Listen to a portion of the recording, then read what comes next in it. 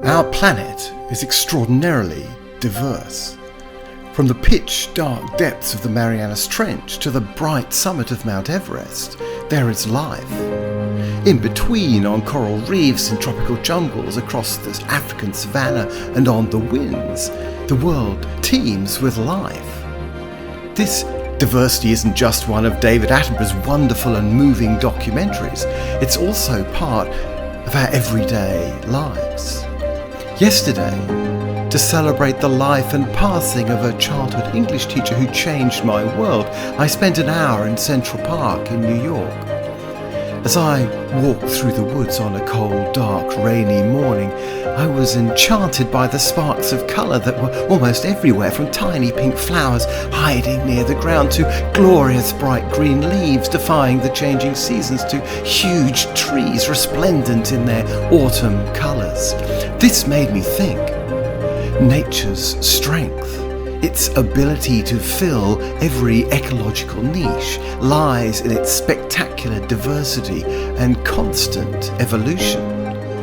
And diversity and evolution means strength in many other parts of our lives too.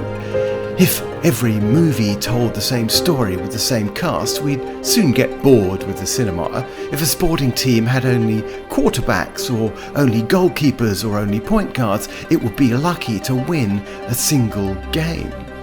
If a company had only engineers, or only salespeople, or only accountants, or only designers, it would be lucky to last 6 months. As we've seen through the COVID-19 crisis, economies that are too heavily reliant on a single industry, or which have been governed with too narrow and introspective a mindset, have been absolutely smashed.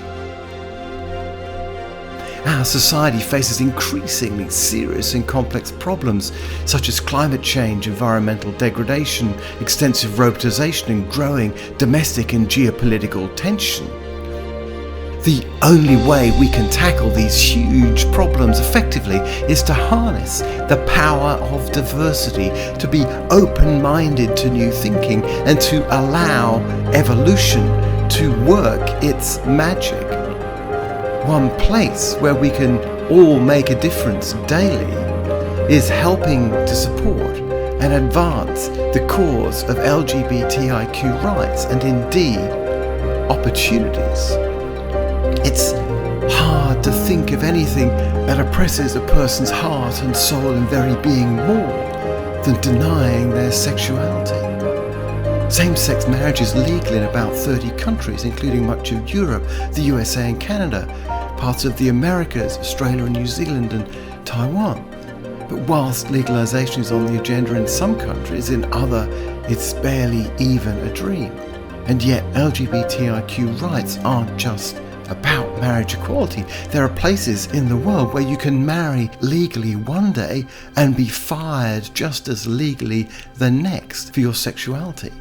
Marriage equality is just the tip of a huge iceberg. So we are delighted that we have such a fantastic group to open our eyes and minds a little further as to where the problems lie, to lift our hearts with their stories and to help us understand what we can each do to further this incredibly important cause.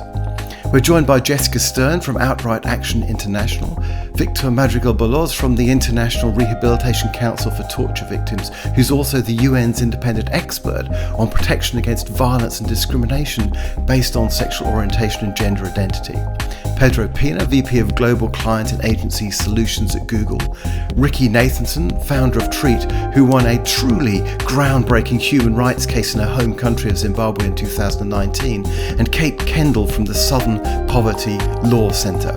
Please do share a link to this event with your friends. You can just point them to live.esgx.org, and if you are watching this on YouTube, please do subscribe to the ESGX channel and use the like button. Finally, from me, Nigel Lake in New York, and my co-host Paul Herman in San Francisco, a sincere thank you to all our supporters who have helped bring this event together today, and of course to our ongoing sponsors Pottinger and Hip Investor, thanks to whom ESGX Live is free, open to all and global. We very much look forward to the discussion.